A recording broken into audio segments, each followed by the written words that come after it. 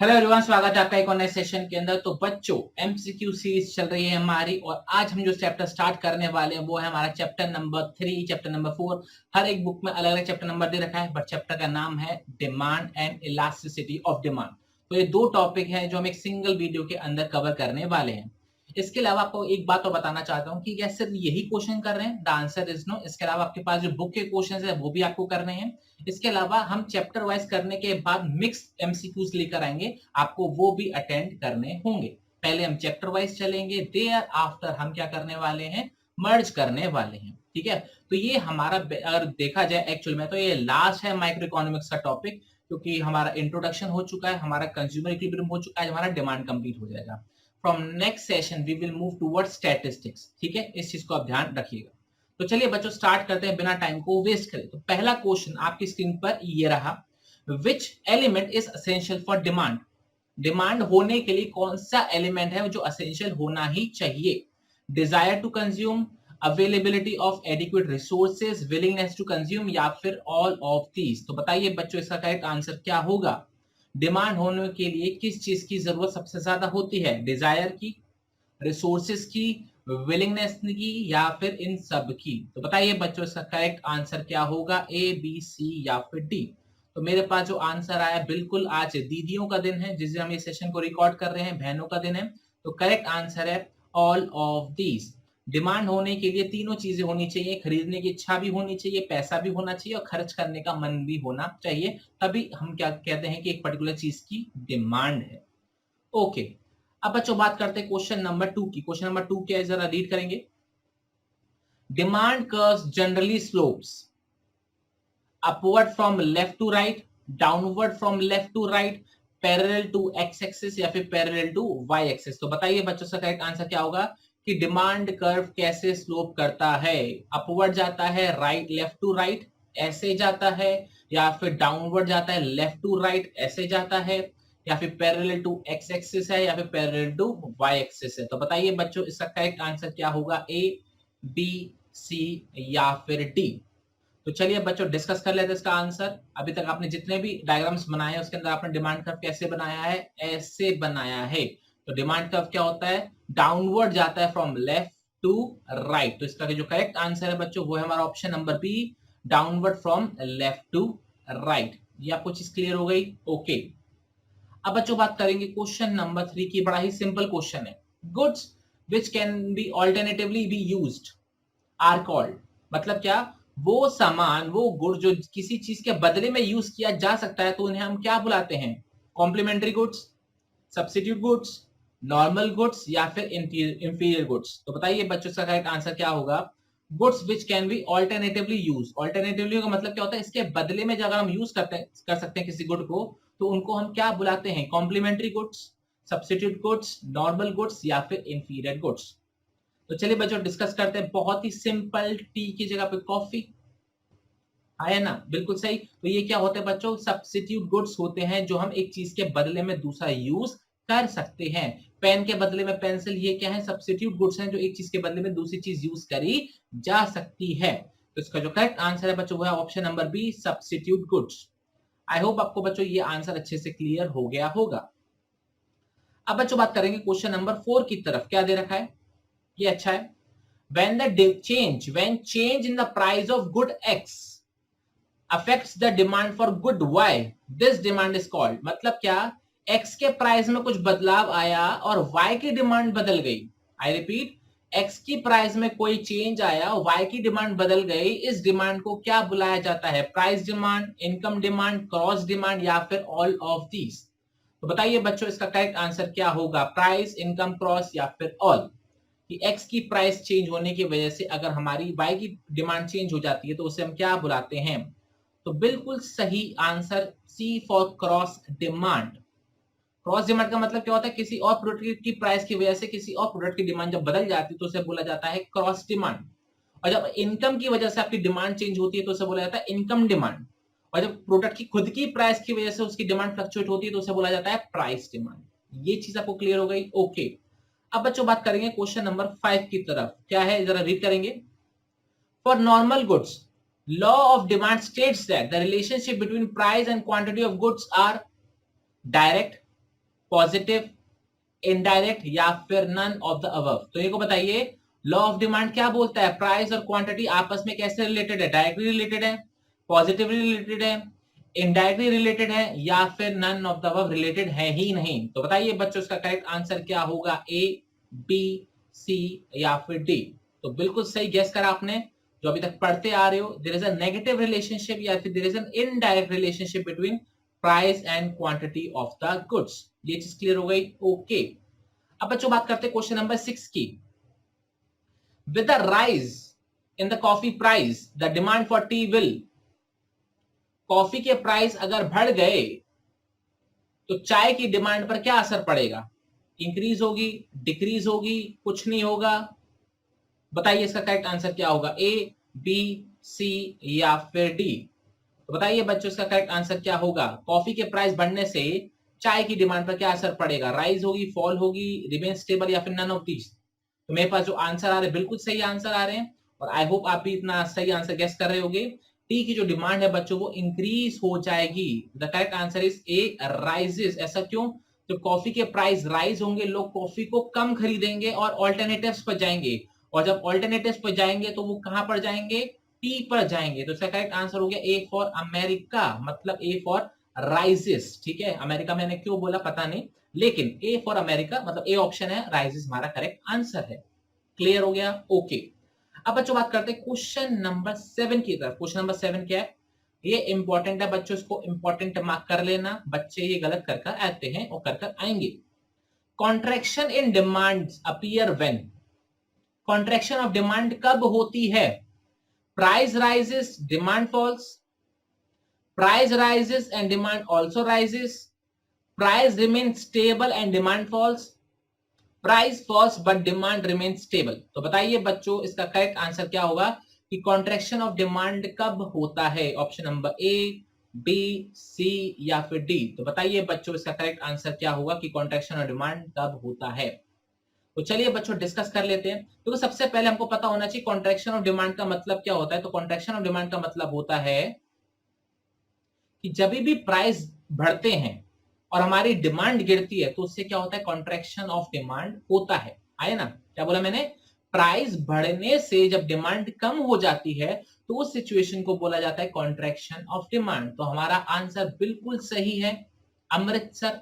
A for Amritsar, मतलब ए मतलब हमारा जो ऑप्शन ए है वो करेक्ट आंसर है। मेरे पास ऐसे बच्चों ऑप्शन आते हैं, आंसर जो मेरे कमेंट सेक्शन में जो आंसर आते हैं वो इस तरीके से आंसर आते हैं, वो ए बी सी डी नहीं बोलते, वो उस अल्फाबेट से जो भी कोई वर्ड है, जो कोई सॉन्ग है या कोई कहावत है, कोई गाना है ना, वो टाइप करके भेजते हैं। बड़ा यूनिक तरीका है बच्चों को आंसर करने का। तो अभी मेरे पास आंसर आया अमृतसर। अमृतसर का मतलब क्या होगा, ऑप्शन नंबर ए, मतलब प्राइस इंक्रीज होगी, डिमांड डिक्रीज होगी, तभी क्या होगा, कॉन्ट्रैक्शन होगा। ये चीज क्लियर हो गया।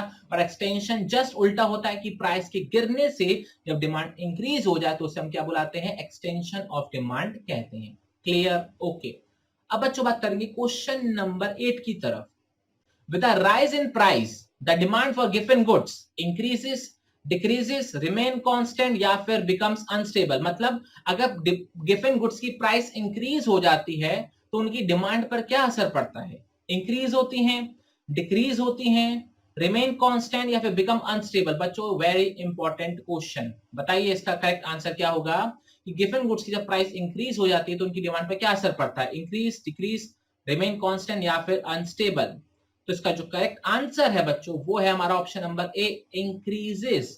मतलब जब गिवन गुड्स की प्राइस इंक्रीज होती है तो इनकी डिमांड भी इंक्रीज हो जाती है। बच्चों ये हमारा exception to law of demand, अगर आपको याद हो हमने लॉ ऑफ डिमांड के 3 एक्सेप्शन पढ़े हुए हैं। पहला है आर्टिकल ऑफ डिस्टिंक्शन, मतलब सोशल स्टेटस गुड्स, जितना महंगा उतनी ज्यादा डिमांड। दूसरा हमने क्या पढ़ा था, व्हेन पीपल जज the quality of the product according to its price, तो higher the price, higher the quality, higher the demand. और तीसरा एक्सेप्शन था हमारा गिवन, तीसरा जो एक्सेप्शन था बच्चों वो था हमारा गिवन गुड्स। उसका मतलब क्या था, प्राइस इंक्रीज तो डिमांड इंक्रीज, प्राइस डिक्रीज तो डिमांड भी डिक्रीज। Clear, okay. तो ये था हमारा exception to law of demand. तो क्वेश्चन नंबर 7 और क्वेश्चन नंबर 8 अक्सर बच्चे गलत कर देते हैं, तो आप इसको एक बार ध्यान दीजिएगा।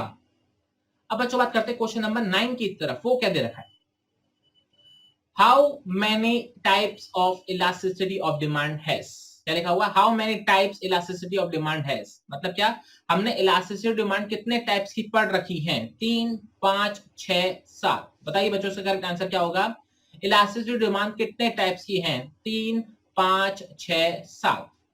तो बताइए बच्चों, इसका करेक्ट आंसर क्या होगा, ए, बी, सी या फिर डी। अगर आंसर नहीं भी आता है ना तो बच्चों तुक्का जरूर मारना, क्योंकि नेगेटिव मार्किंग आपकी नहीं है, ठीक है, तो इस चीज का आप ध्यान रखिए। तो बच्चों चलो करेक्ट कर लेते हैं इसका आंसर। इसका जो करेक्ट आंसर है बच्चों वो है हम 5, मतलब बी 5। 5 टाइप की इलास्टिसिटी होती है, जरा काउंट करें। सबसे पहले होती है परफेक्टली इनइलास्टिक, फिर होती है लेस देन यूनिटरी इलास्टिक, फिर होती है यूनिटरी इलास्टिक, फिर होती है मोर देन यूनिटरी इलास्टिक, फिर होती है परफेक्टली इलास्टिक। याद आ रहा है, 0, लेस देन 1, 1, मोर देन 1 और इनफाइनाइट। तो 5 तरीके की हमारी क्या होती है, इलास्टिसिटी ऑफ डिमांड होती है। आई होप बच्चों आपको ये क्लियर हो गया होगा। अब बच्चों बात करेंगे क्वेश्चन नंबर 10 की, जो आपकी स्क्रीन पर ऑलरेडी दे रखा है। Elasticity of demand for necessity is 0, unlimited, greater than unity, less than unity. तो बताइए बच्चों इसका करेक्ट आंसर क्या होगा, elasticity of demand for necessity is 0, unlimited, greater than unity और लेस देन यूनिटी। तो चलिए बच्चों डिस्कस कर लेते हैं इसका आंसर। और इसका जो करेक्ट आंसर है वो है बच्चों 0, जो आपके मार्क्स आने वाले एग्जाम के अंदर, क्योंकि आप करते हो गलतियां। इसका जो करेक्ट आंसर है बच्चों वो है हमारा ऑप्शन नंबर ए, 0।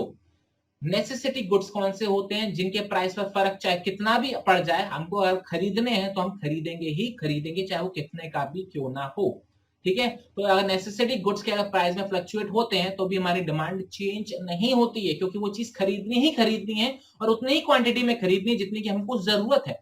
तो ऐसे केस में प्राइस के चेंज होने पर डिमांड चेंज नहीं होती है, डिमांड एकदम 0 चेंज होती है। तो इसलिए इसको बोला जाता है कि इसकी जो इलास्टिसिटी ऑफ डिमांड है वो क्या है, 0 है। ये चीज आपको समझ में आ गई, okay.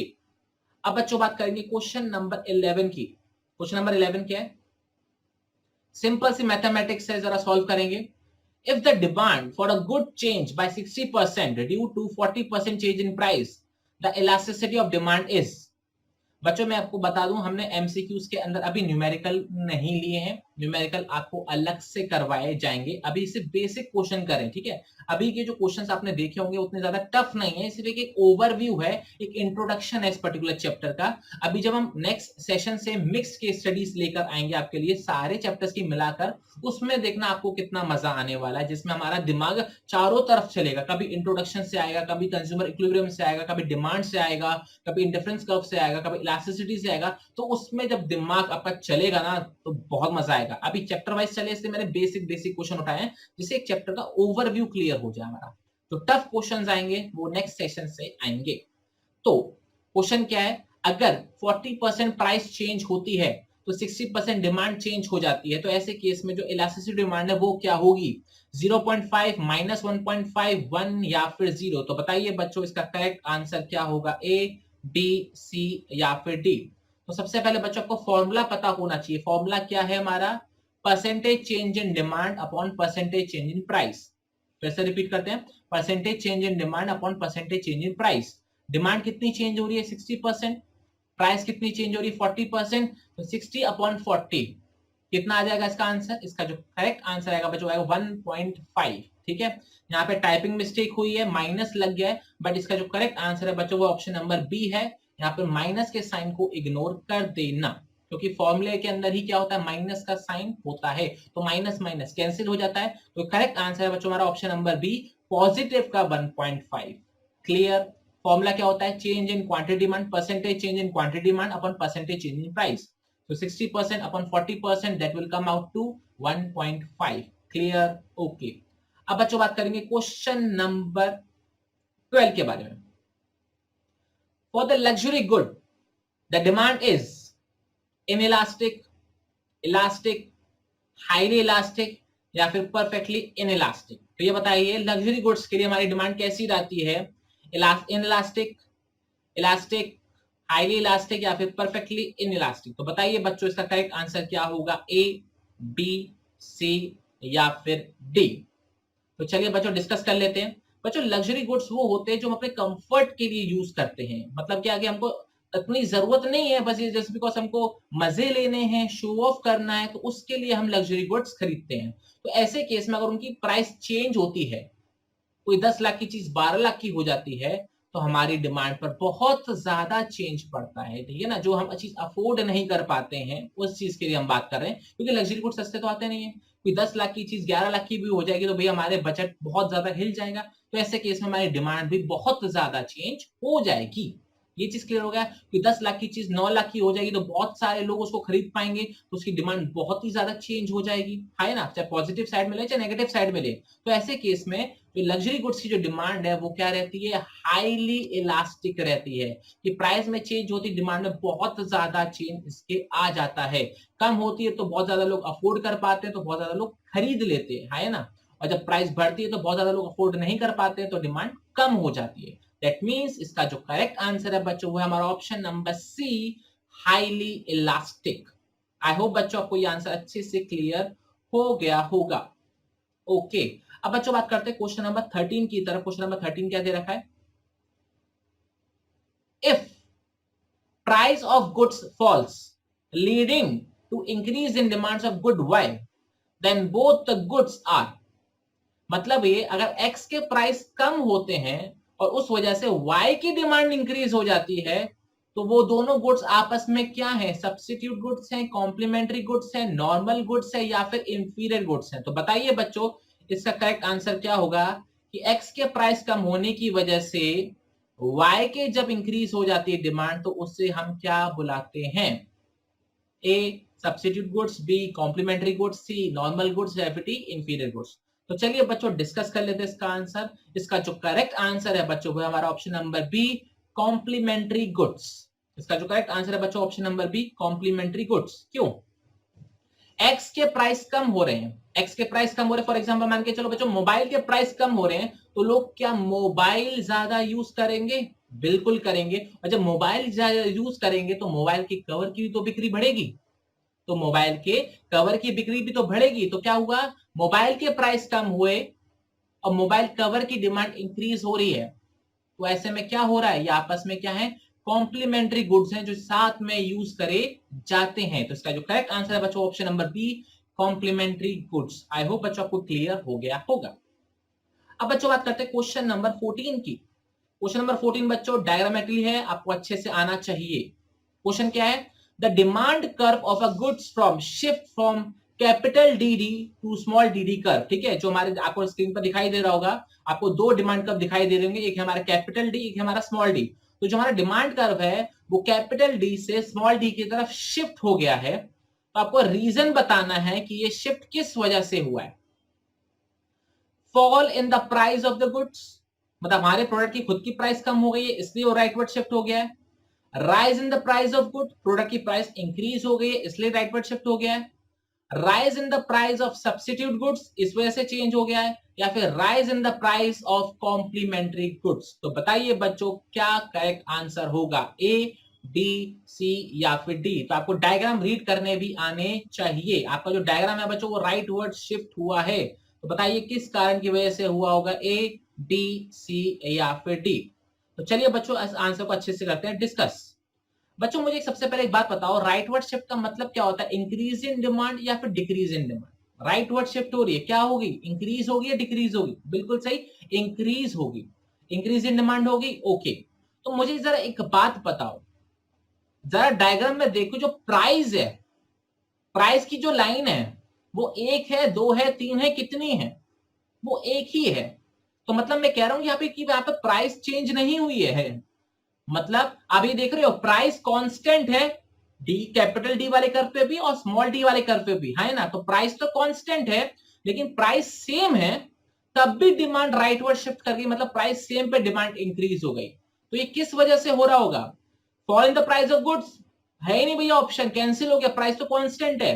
Rise in the price of goods बच्चों वो भी कैंसिल हो गया, प्राइस तो कांस्टेंट है, प्राइस की लाइन सिर्फ एक ही है, वो चेंज नहीं हुई।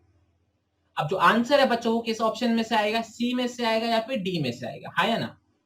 तो अब आपको लॉजिक लगाना है, राइटवर्ड शिफ्ट हुई है मतलब डिमांड इंक्रीज हुई है, तो ऐसे केस में क्या हुआ होगा, rise in the price of substitute goods. तो मुझे एक बात बताओ बच्चों, अगर सब्स्टिट्यूट गुड्स कौन से होते हैं जो एक दूसरे के बदले में यूज किए जा सकते हैं, for example tea coffee.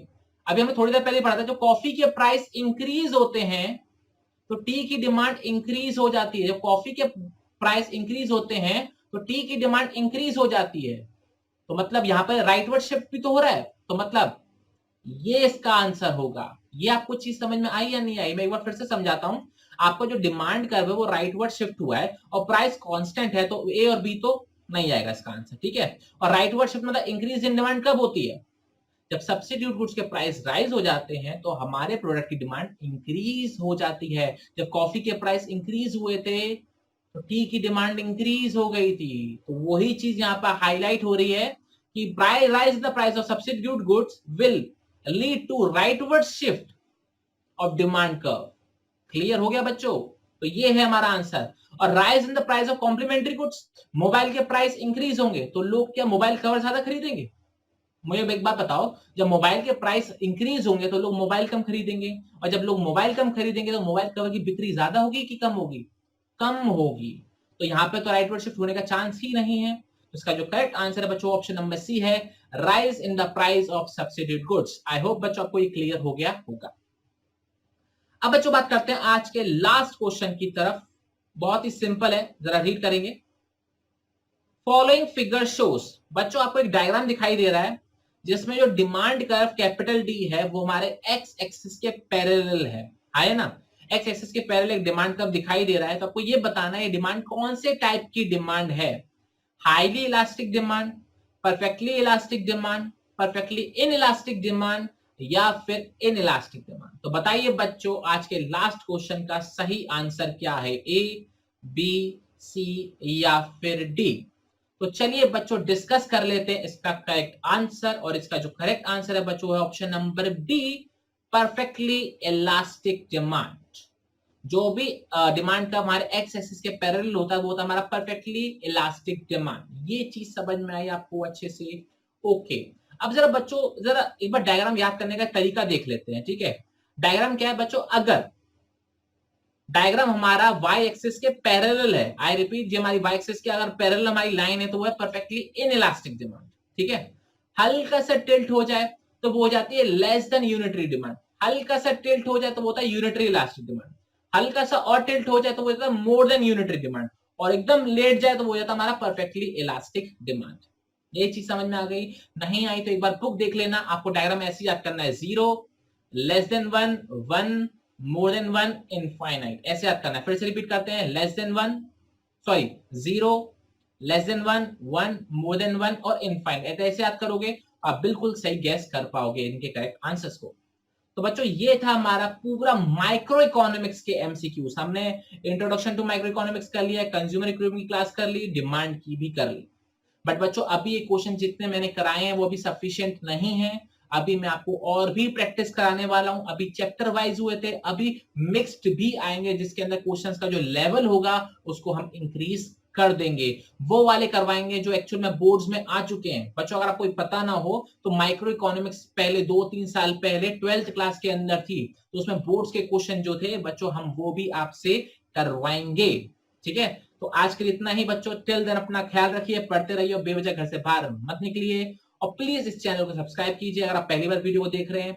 Video को लाइक कीजिए अगर आपको पसंद आ रही है, और दोस्तों के संग शेयर जरूर कीजिएगा क्योंकि उनकी भी शायद थोड़ी मदद हो जाए। जय हिंद, जय भारत, टाटा बाय बाय।